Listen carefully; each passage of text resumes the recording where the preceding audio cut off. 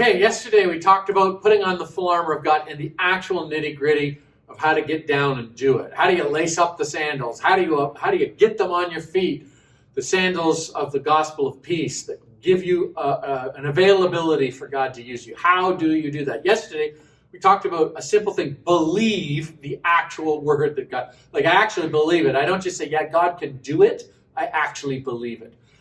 The second thing we're going to talk about then today is how do you actually do it? Pray. You receive these things from God in prayer. And one good strategy is to break down your week into prayer times of availability every day.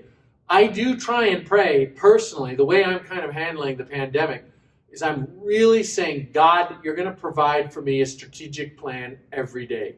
Now, the thing is that we could have the adopted mindset where you say, okay, God, if you want to tell me there's trouble coming, you should warn me. I think that's a very, very unwise thing to do. I think the better thing to do is to really listen each day. So that means set aside at some point. You don't have to be religious about it, but at some point during the day, morning, evening, when it's a good time, make yourself available to say to God, okay, I'm going to really pray about my day. I'm going to pray about tomorrow. And instead of just colliding on the spot with adversity, equip in yourself through prayer with God's knowledge. Now, what do I mean by that? Prayer is a way through which God can help you not only survive, but also thrive. And that's the key. The Bible tells us the thief comes, rob, kill, steal, and destroy. And it's going to be important to remember that. Every day, remember that the enemy is coming, even on a daily basis right now, not to guide you in your life to something destructive, but even to literally bring destruction and thieving and killing. He's doing that right now.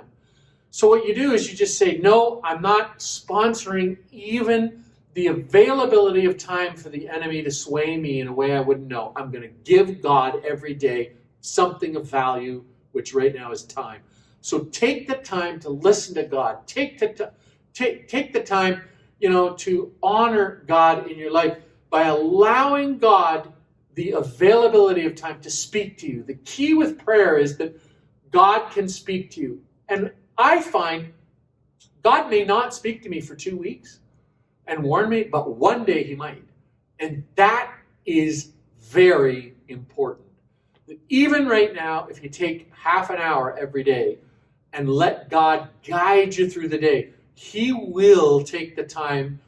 When you take the time, he'll make sure, he's always listening in heaven, but he will very keenly drop something in your heart. Now, some people are like, yeah, but Pastor Paul, we all know God takes the time to speak to me, so you can't really say God's not going to take the time because he always has the time. So what does it matter?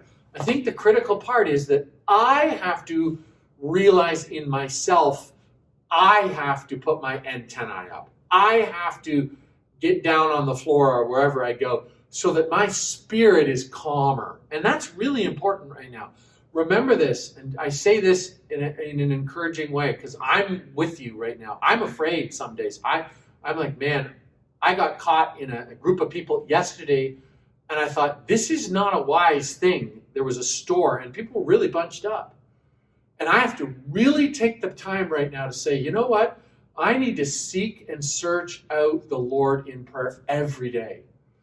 And I have to take the time to quiet myself, not because God's not speaking, but so that I hear that quiet witness of the Holy Spirit coming through.